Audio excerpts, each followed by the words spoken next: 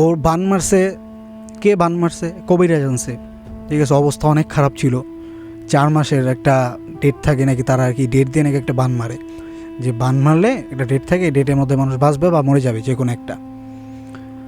So বান মারা হয়েছিল, তো আর কি 3 মাস ওভার হয়ে গেছে, 3 মাস 15 দিন ওভার হয়ে গেছে, লাস্ট স্টেজে অবস্থা। তো বিছনার থেকে উঠতে পারে না। তো যখন ওই চালান দিছিল যে জিনটা, ওই জিনটাকে হাজির করছে। হাজির করার পরে ওই জিনটাকে জিজ্ঞাসা করলো, কেন আসছস? তখন জিনটা বললো যে আমি আসিনি, আমাকে চালান দিয়ে পাঠানো হয়েছে। কে পাঠাইছে? বলবো না।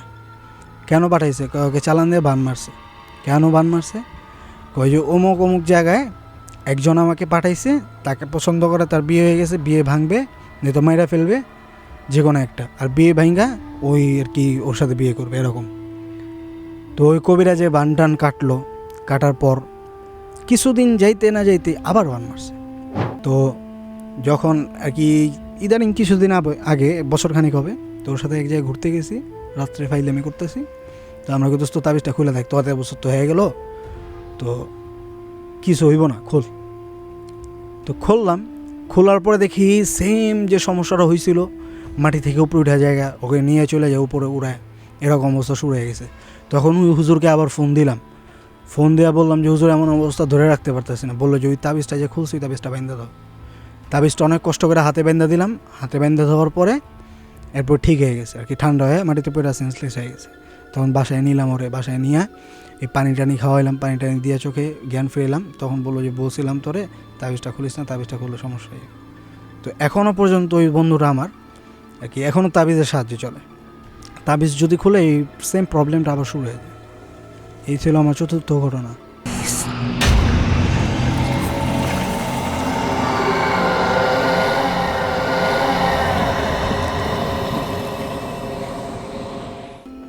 আমি ভাইয়া 2য় ঘটনায় যাচ্ছি। আমার 2য় ঘটনা হচ্ছে ব্ল্যাক ম্যাজিক রিলেটেড। এটা আমার বন্ধুর সাথে ঘটে যাওয়া, বন্ধুর ফ্যামিলির সাথে। তো আমার বন্ধুর বিয়ে হয়েছে কিছুদিন আগে, তার বাসা হইল ধানমন্ডি।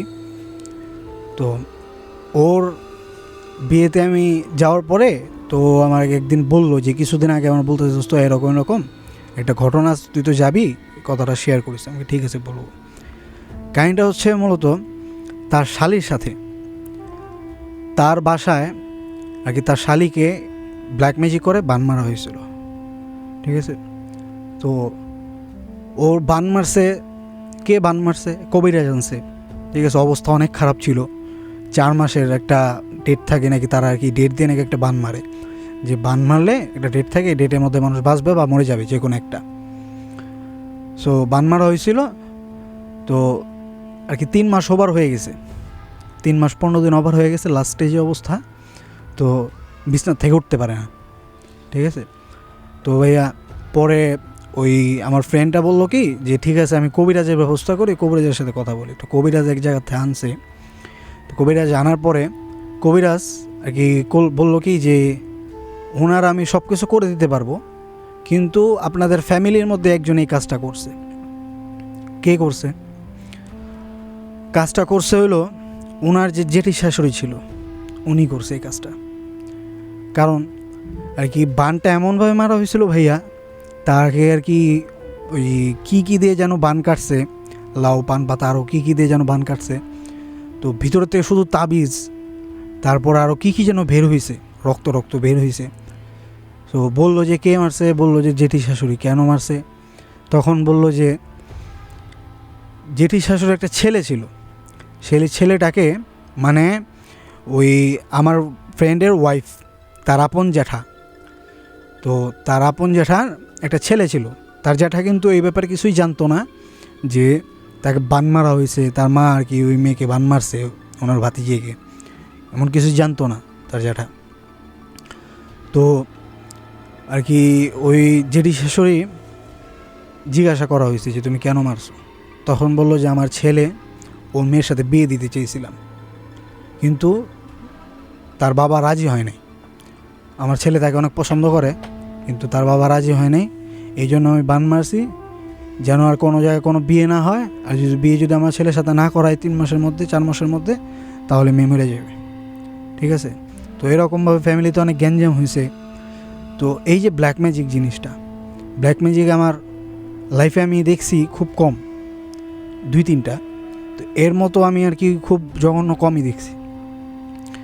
এরকম অবস্থা ছিল যে মেয়েটা আর কি উঠার মতো অবস্থা ছিল না। বানটা এভাবে মারছিল যে এত কষ্টকর বান মারছে, ভিতরে থেকে কাইতন বের হয়েছে, লাল কাপড় বের হয়েছে, তারপরে গিয়ে আপনার এই সরিষার দানা বের হয়েছে, তারপরে টিনের কণা বের হয়েছে, অনেক কিছু বের হয়েছে। তো এই ছিল আমার সেকেন্ড স্টোরি। ভাই আমার থার্ড স্টোরি আমি চলে যাচ্ছি, সেটা হলো এটাও ব্ল্যাক ম্যাজিক রিলেটেড। আমাদের এলাকায় এক ভাই ব্রাদার বললেই চলে, তো আমার বাসার থেকে 2 মিনিটের রাস্তা তার বাসায়। তার থেকে স্টোরিটা কালেক্ট করা, আমার কালেক্ট করা বলতে এটা আমি স্বচক্ষে দেখছি। তার ভাবিকে কিভাবে বান মারা হয়েছিল সেটা আমি স্বচক্ষে দেখছি, যে কিভাবে কি হয়েছিল। অ্যাকচুয়ালি ওর ভাবি, আমাদের এলাকায় একটা বাগান বাড়ি আছে, তো ওই এলাকায় বাগান বাড়িটা ওরা দেখাশোনা করে, বলতে গেলে তারা চাকরি করে ওখানে। তো ভাই ভাবি থাকে, আর ও ভাই ওই আমার ছোটো ভাইটা থাকে। ছোটো ভাই বলতে এলাকার ভাই ব্রাদারই। তো ও আর কি আমাকে, আমি তখন ওখানেই ছিলাম যখন এই কাহিনিগুলো হচ্ছিল। তখন গিয়ে দেখলাম ওর ভাবি আর কি পাগলামো করতেছে, শরীরে কাপড় টাপড় কিছু রাখে না, দৌড়ে চলে যায়, সন্ধ্যা হইলেই বের হয়ে যায়, খুঁজে পাওয়া যায় না, হঠাৎ করে আবার কোথা থেকে যেন চলে আসে, এরকম অবস্থা। আবার নদীতে লাফ দিয়ে বসে থাকে, ঠিক আছে, পুষ্করিণীটা আছে, পুষ্করিণীটার পাশে পানিতে যায় বসে থাকে, এরকম। তো এই কবিরাজ জানার পরে, কবিরাজ কোথা থেকে যেন আনছে তারা, কবিরাজ জানার পরে তারা করলো কি, জিজ্ঞাসা করলো যে কী হয়েছে। প্রথমে বলছিল কবিরাজ মনে হয় জিন আসর করছে, জিনিয়া কবি। তো যখন এই চালান দিছিল যে জিনটা, ওই জিনটাকে হাজির করছে। হাজির করার পরে ওই জিনটাকে জিজ্ঞাসা করলো কেন আসছস। তখন জিনটা বলল যে আমি আসিনি, আমাকে চালান দিয়ে পাঠানো হয়েছে। কে পাঠাইছে? বলবো না। কেন পাঠাইছে? ওকে চালান দিয়ে বান মারছে। কেন বান মারছে? কই যে অমুক অমুক জায়গায় একজন আমাকে পাঠাইছে, তাকে পছন্দ করে, তার বিয়ে হয়ে গেছে, বিয়ে ভাঙবে, নয়তো মাইরা ফেলবে, যে কোনো একটা, আর বিয়ে ভাঙ্গা ওই আর কি ওর সাথে বিয়ে করবে, এরকম। তো ওই কবিরাজে বান টান কাটলো, কাটার পর কিছুদিন যাইতে না যাইতে আবার বান মারছে, আবার অবস্থা খারাপ, মেয়ে খুঁজে পাওয়া যায় না। 4 দিন 5 দিন হয়ে গেছে, ওর ভাবি কেউ খুঁজে পায় না, বাসায় কেউ খুঁজে পায় না, রাত্রে ঘুমাইছে, কেউ খুঁজে পায় না, সকালে ওইটা দেখে নাই। তো এই চিল্লাফাল্লা শুরু, হঠাৎ করে ওই কবিরাজকে আবার ফোন দিয়ে আনাইছে। কবিরাজ বললো অমুক অমুক জায়গায় আছে। ওর বাসা হলো আমার এলাকা থেকে আর কি 2 মিনিটের রাস্তা, ওই চলে গেছে চট্টগ্রাম। ওই মেয়েটা চট্টগ্রাম এক জায়গায় চলে গেছে। তো ওই মেয়েটা পরে হুশ আসার পরে অন্য কোনো আর কি এক জায়গা থেকে ফোন করছে ওর বা ফ্যামিলির কাছে যে আমি এমন এমন জায়গায় আছি, আমি কেমনে আসছি আমি জানি না, আমাকে নিয়ে যাও। তো ওর ভাইয়া, ওর বাবা গেছে আনতে।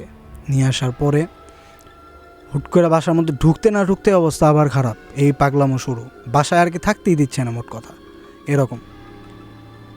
তো ওই কবিরাজ আসলো, কবিরাজ আইসা বললো যে ঠিক আছে, আবার বান মারছে, আবার বান কাটতে হবে এই।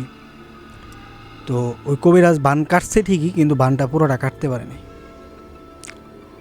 তো পরে অন্য এক কবিরাজ আইসা অন্য এক কবিরাজের সাথে কথা বলে আনছে। আনার পরে ওই কবিরাজ সব বান টান কাইরা ঠিক করে দিয়ে গেছে। এখন আল্লাহর রহমতে অনেকটা ভালো আছে, দেখছি অনেকটা ভালো আছে। এই ছিল ভাইয়া আমার থার্ড স্টোরি। আমি আমার চতুর্থ ঘটনায় চলে যাচ্ছি। এটা হলো আমাদের আর কি এক জায়গায় ঘুরতে গেছিলাম আমরা, নোয়াখালীর সাইডে, তখন এক ফ্রেন্ডের সাথে। তো ফ্রেন্ডের বাসায় আর কি বিয়েতে, ওর বড় ভাইয়ের বিয়ে, তো নোয়াখালীতে যাওয়া। তো ওখানে আর কি ছাদে বসে বসে আড্ডা দিচ্ছিলাম আমরা। মিনিমাম তখন রাত কয়টা বাজে, এই 1:30 2টা এরকম। তো আমরা সবাই গিটার বাইটার বাজাইতেছিলাম আর গান বাজনা করতেছিলাম। তো ছাদে ওই 5-6 জন বন্ধু বান্ধব মিলে। তো হুট করে ওই কেন যেন দৌড়ে নিচে নেমে গেল। আমরা তখন নিচে এসে বললাম কী হয়েছে কী হয়েছে। তখন বললো দোস্ত ওই একটা গাছ আছে, ওই গাছের মধ্যে কী যেন বইসা মানে শুধু ডাকে, ঠিক আছে, কী যেন ডাকে শুধু। তখন আমি বললাম হুর পাগলা, এমন কিছুই নাই, শুধু শুধু আর কি নিজের হয়তো বা কল্পনা টল্পনা করতেছস এমন কিছু। বললাম না দোস্ত সত্যি কথা, এরকম এরকম। তখন আমরা তো বুঝি নাই, 3-4 দিন 5 দিন 6 দিন ওখানে 2 সপ্তাহের মতো ছিলাম। তো ও আর ছাদে যায় না, কেন যেন ছাদেই যাওয়া বন্ধ করে দিয়েছে। পরে একদিন জোর টোর করে নিয়ে গেছি ছাদে, যাওয়ার পরে দেখি আর কি ওই যখন গান করতেছিল, আমরা গিটার বাজাইতেছিলাম, গান গাইতেছিল, ভয়েসটা অনেক সুন্দর ছিল ছেলের, আমার ফ্রেন্ডদের মধ্যে ভয়েসগুলো অনেক সুন্দর ছিল ওর। তো গান করার পর হুট করে কী যেন হয়েছে, পাগলামি শুরু করে দিছে। তো পাগলামি শুরু করছে, বাসার নিচে টাইনা মাইনা আনলাম আর কি, ছাদের থেকে লাভ দিবে, হ্যান করবে ত্যান করবে, এমন কিছু উড়ে আর কি আগা আর কি জমিন থেকে উপরে উঠে গেছে আর কি। ছাদের যে ঢালাইটা ছিল, ঢালাই থেকে মনে করেন 2-3 হাত উপরে উঠে গেছে, এমন অবস্থা, মানে উড়ে নিয়ে যাচ্ছে কিছু যেন। তখন আমরা আর কি অনেক কষ্ট করে আন্ডে আঙ্কেলকে ডাক দিলাম, টাইনা মাইনা নিচে নামেছি। নিচে না যাওয়ার পর রাত্রে ওই এলাকার হুজুরকে ডাক দিয়েছি। হুজুর আয়েশা বললো যে ওকে এক পরী ধরছে। তো পরীকে হাজির করলো, হাজির করে জিজ্ঞাসা করলো যে কী হয়েছে, তুমি আসছো কেন? বললো যে আমি ওকে অনেক দিন যাবৎ খেয়াল করি, ও ছাদে বসে বসে গান গায়, হ্যাঁ, ওর ভয়েসটা অনেক সুন্দর, এই জন্য ওর চেহারাটা অনেক সুন্দর, এই জন্য আমি ওর পছন্দ করে নিয়ে চলে যাব। তো হুজুর বললো যে তো তাকে তো এইভাবে নিয়ে যাওয়া যাবে না, তার ফ্যামিলি আছে। তখন বললো যে ঠিক আছে আমি যাব, কিন্তু শর্ত আছে। কী শর্ত? আমাকে একটা খাসি দিতে হবে, ঠিক আছে, আর হলো কিছু ছানা দিতে হবে, 2-4 কেজি ছানা দিতে হবে। পরে বললো ঠিক আছে ভোগ দিব। ভোগ দেওয়ার পরে তো ওই হুজুরে একটা তাবিজ দিয়ে গেছিল, বলছিল এই তাবিজটা কখনোই খুইলো না তুমি, কখনো না, যাই হোক তুমি মৃত্যুর আগ পর্যন্ত তাবিজটা সাথে রাখবা। তো ওই পরি তো চলে গেছে বলতে কি একেবারে যায়নি, ওই তাবিজটা দ্বারা আটকায় রাখছিল হুজুরে। তো যখন আর কি ইদানিং কিছুদিন আগে, বছরখানিক হবে, তো ওর সাথে এক জায়গায় ঘুরতে গেছি, রাত্রে ফাইলামি করতেছি। তো আমরা দোস্ত তাবিজটা খুলে থাকি, তো 1 বছর তো হয়ে গেল, তো কিছু হইব না, খোল। তো খুললাম, খোলার পরে দেখি সেম যে সমস্যাটা হয়েছিল, মাটি থেকে উপরে উঠা জায়গা, ওকে নিয়ে চলে যায় উপরে উড়ায়, এরকম অবস্থা শুরু হয়ে গেছে। তখন ওই হুজুরকে আবার ফোন দিলাম, ফোন দেওয়া বললাম যে হুজুর এমন অবস্থা ধরে রাখতে পারতেছি না। বললো যে ওই তাবিজটা যে খুলছি, তাবিজটা বেঁধে দাও। তাবিজটা অনেক কষ্ট করে হাতে বেঁধে দিলাম, হাতে বেঁধে দেওয়ার পরে এরপর ঠিক হয়ে গেছে আর কি, ঠান্ডা হয়ে মাটিতে পড়ে সেন্সলেস হয়ে গেছে। তখন বাসায় নিলাম, ওরে বাসায় নিয়ে এই পানি টানি খাওয়াইলাম, পানি টানি দিয়ে চোখে জ্ঞান ফিরেলাম। তখন বললো যে বলছিলাম তোরে তাবিজটা খুলিস না, তাবিজটা খুললে সমস্যা হয়ে যাবে। তো এখনও পর্যন্ত ওই বন্ধুরা আমার আর কি এখনও তাবিজের সাহায্যে চলে, তাবিজ যদি খুলে এই সেম প্রবলেমটা আবার শুরু হয়ে যায়। এই ছিল আমার 4র্থ ঘটনা। লাস্ট ঘটনা হলো আমার দাদার সাথে রিলেটেড। আমার দাদা আর কি অনেক ছোটোকালে অনেক জায়গায় ঘুরতে যেত। তো রাত্রে একদিন আর কি এক জায়গায় গেছিলো, গান বাজনা হচ্ছিলো তো ওই এলাকায়, আমাকেও এলাকার থেকে তখন আর কি অনেক পুরনো ছিল, তো আগের দিনের ঘটনা। তো এই মনে করেন জঙ্গল পাড়ি দিয়া ধ্যান যেতে হইতো, জঙ্গল টঙ্গল পাড়ি দিয়া গেছে। তো যাওয়ার পরে আসতে আর কি দিনে দিনে গেছে, তো বলছে যে সন্ধ্যা সন্ধ্যা চলে আসবো। তো দেখা যায় গান বাজনা দেরি হয়েছে শেষ হইতে, সন্ধ্যা মনে করেন 7টা 7:30 বেজে গেছে। মানে তখনকার সন্ধ্যা 7টা 7:30 মানে অনেক কিছু, আজ থেকে মনে করেন 70-60 বছর আগের কথা, 60-70 বা 80 বছর আগের কথা। সন্ধ্যা 7টা 7:30 মানে বহুত কিছু। তখন দেখা যায় দাদা বললো যে চলে যাব, বন্ধু বান্ধব তো রাস্তা অর্ধেক চলে যাবে, যা যা রাস্তা আলাদা আলাদা, তো এক কাজ করি, ঠিক আছে যাই, আল্লাহ ভরসা। তো বললো ঠিক আছে, বন্ধু বান্ধব 4-5 জন মিলে একসাথে আসলো। অর্ধেক রাস্তায় সব বন্ধু বান্ধব বাসা আস্তে আস্তে আলাদা আলাদা হয়ে গেল। তো দাদা 2টা জঙ্গল আরও পাড়ি দিয়া দেন আমাদের এলাকায় আসতে হবে। তো যখন আসতেছিল দাদা আর কি, প্রথম জঙ্গলটা পাড়ি দিয়ে দ্বিতীয় জঙ্গলের পাশে শ্মশান ঘাট ছিল, অনেক বড় একটা শ্মশান ঘাট ছিল। আর প্রচলন ছিল তখনকার সময়ের, দাদারের ঘটনা শোনা, যে দাদা বলছিল যে ওই শ্মশান ঘাটের মতো খারাপ আশেপাশে 5-6টা শ্মশান ঘাটও ছিল না। তো দাদা যখন ওই শ্মশান ঘাটের সামনে আসতেছিল, দাদা আবার খুব সাহসী ছিল, লোক ছিল, তখন সে ওই আইতুল কুচি পুরো শরীর বন্ধ করে হাঁটতেছিল। দূর থেকে আর কি ভয় দেখাচ্ছে, কে যেন একজন লম্বা চুল ছাইরা তো ওনার দিকে দৌড়ায় আসতেছে, বাট কাছে আসতেছে না, ভয় দেখাইতেছে। যখন দাদা ওই শ্মশান ঘাটটা পাড়ি দিয়ে খালি একটা দৌড় দিছে ওই জঙ্গলটার ভিতর দিয়া, জঙ্গলটা পাড়ি দিছে যখন, তখন ওই খারাপ জিনিসটা পিছ দিয়ে বললো যে আজকের মতো বেঁচে গেলি, খালি আর কোনো দিন যদি তুই রাস্তা দিয়ে রাত্রেবেলা যাস এরপরে আর রেহাই নেই। ওই দাদা বাসায় আসার পরে মিনিমাম 15 দিন না 20 দিন দাদা জ্বরে ছিল, বিছনায়, অবস্থা অনেক খারাপ ছিল। তো দাদাকে কবিরাজ টবিরাজ দেখানো হয়েছে, দাদা বাবা আর কি অনেক বকাছড়া করছিল। তো এরপর থেকে আমার দাদার আল্লাহর মতো কোনো সমস্যা হয়নি। আমাদের বাসার পিছে যে পুষ্করণী আছে ওই পুষ্করণী অনেক খারাপ, সেটা আমার দাদাও বলছিল, আমিও নিজের চোখে দেখেছি অনেকবার। দেখা যায় যে আশেপাশে পুষ্করণীর আশেপাশে ঘাস তো অনেক, দেখা একটা তাল গাছও আছে, নারিকেল গাছ আছে, আম গাছ টাম গাছ আছে।